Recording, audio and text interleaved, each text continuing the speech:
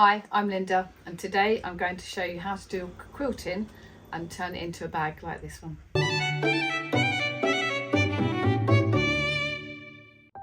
The size of the bag I want is 30 centimetres across the pattern. So this is the upright of the pattern.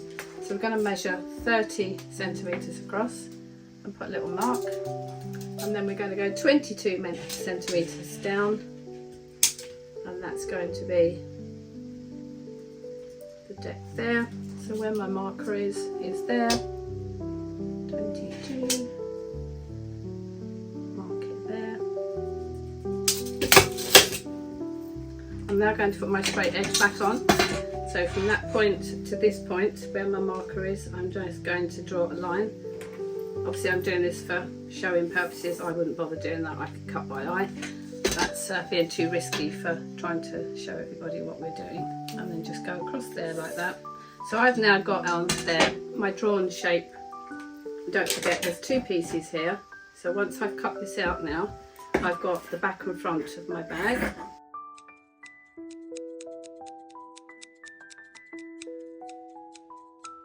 And there we have the size of our makeup bag. So now we've got our two bits of fabric we've cut out.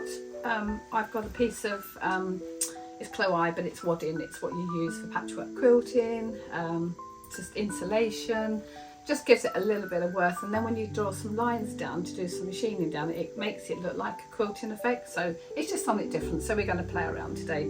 So you just literally lay your piece of fabric on there, and obviously your other piece as well, and just literally, you can, if you want, use the iron and just flatten it down. Mine's actually, this is quite a linen base, so it's actually quite flat.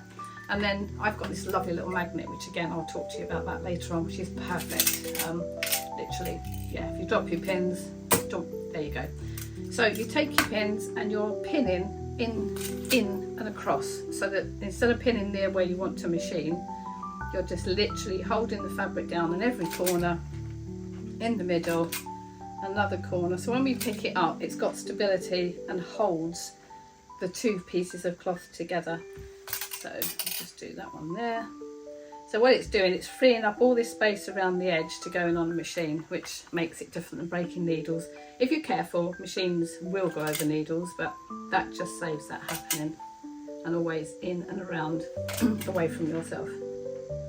So carry on pinning on there. Okay, so now we've got them pinned, that holds that there nicely. There is like a fluffy side on this, and then there's a smoother side where they've put the wadding to a very, very thin piece of the gauge of the fabric, which makes it, I think it's nicer to have the sticky side, the fluffy side, to your back of your fabric, so it absolutely helps it to hold. So now I'm just going to cut along the edge. Now don't worry too much about being careful on the edges, because as you machine them together, there will be a slight bit of movement because the two fabrics will move against each other.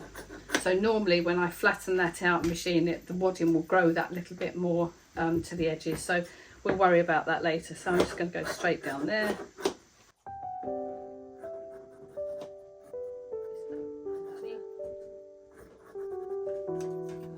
So now we have our two bits of bag. I'm going to turn them over so the pins are facing down. I don't pin mine, but obviously for you guys to put the pins in place and then think, well, how am I going to press that now? The pins facing down enables you to pick up your iron and literally glide carefully over the pins because they're underneath the fabric. But what it's doing is putting the same pressure and the steam going into that. It just helps it sort of all flatten out. Now that's obviously, you can see the different look between that one and that one, where that's still bulbous because I haven't pressed that one yet. So remember, pins facing down, put your iron up there. Oh, and let me tell you about this iron. It's the most magical iron I've ever had. I'll show you again, and I will put a link on it to the bottom of the page later on. But as you pick it up, it's hand censored. So if I push down like that, and I want to move away and let go, it just removes it from the bench. So I don't need my iron station. I've got presses, I've got all sorts of irons, and I must say I've just found this one and it is absolutely priceless. Well worth the money. and if you watch now, hand censored. As soon as I pick it up, it's come, all the sensors in it, which are in here.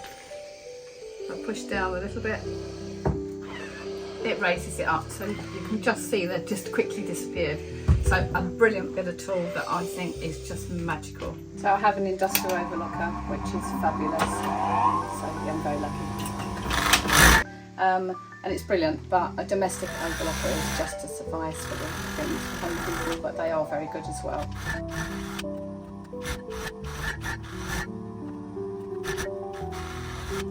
Right, so now what we're going to do is we're going to quilt down so many lines on each one, and that actually gives it a really nice indentation of a quilting effect. We're not going to go across, we're just going to go down. I think that looks quite nice in a makeup bag. So I'm just going to put my specs on. So what I'm going to do is I'm going to mark the very top, and this is purely for sort of showing you what I'm doing. So I'll mark a little blue mark on a 2, a 4, a 6, an 8 and a 10 inches. So at the top there's little marks apart, 2 inches apart, and they're just marked in blue. So then I'm going to put my pen away. Well, no, I'll do the bottom first. So again, just for your purposes, you can actually see, mark it on the 2, the 4, the 6, the 8 and the 10. So what that's giving is a 2 inch at the edge. So the time you've got your seams when you're putting your bag together, you've got the sort of symmetricals on both sides. So then I'll go back up to the top, and what I'm going to do is use the pin. You can put little tack-in threads if you want to mark it, if you're worried about putting the pins, and I'll just literally put a pin in on 2, pin in on 4, and again on 6, and again on 8, and again on 10, and I'll do that all the way down. So I'm going to just do the 3 because I've got my mark at the bottom. So I do a 2, a 4, a 6, and I'll show you how it looks afterwards, and a 10. So what that means is now I've got the pins in there marking for where I'm going to do my lines. So if I hold them up, so that's how it looks over the back, like that. So what I'm going to do is start my marker pin here with the machine, and I'm going to machine all the way down in a nice colour thread. I'm going to use white. You can use red, you can use the oatmeal colour, however you want your quilting to look. So that's my guide all the way down. I've got quite a straight eye, but just to sort of show you how that's done, that will help you get your guides going down top to bottom. And I will do that on both these parts, and then I'll show you the next step. So I'm just going to cut off my little bits of overlocking thread so the corners are all nice and neat. Turn on my machine. Now I've got an industrial machine, so I'm just going to show you where we start is on that first blue marker. So we're going to go from right to left, and I'm going to put my machine foot down, which is the knee pad under here, onto that first marker pen. And that pin is there just for a guide so that you work your way along down to each pin. As soon as you get close, take the pin out, carry on. That's my next guide. If you want your pins closer together, you can. So I know what that is, and then I come to the very end. Now you can see actually now how that padding with that line for the quilting, once you've got all of them done, it makes it a really nice effect. So I'm going to carry along to the next one.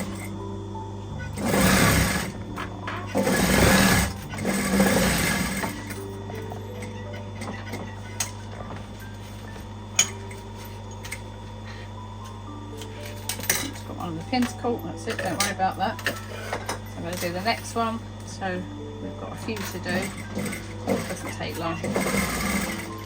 The pins will get a little bit sort of caught, but just take your time, be very careful with them. Like I say, if you wanted to be a little bit more precise and help yourself, you can do little tacking lines across there and take the pins away. So that's not a problem, it's however you want to be secure. I've got a good eye, so I can go from top to bottom, and I can actually take the pins out because I'll show you. There we go. So I know from here to there, I go straight down, and that's completely done. So there we have it. Quilting adds a touch of class to your bags. To see the entire process of making a complete bag from start to finish, check out my video linked at the top of the screen now. I hope you like this video. Please leave a comment below and don't forget to subscribe to see more like this.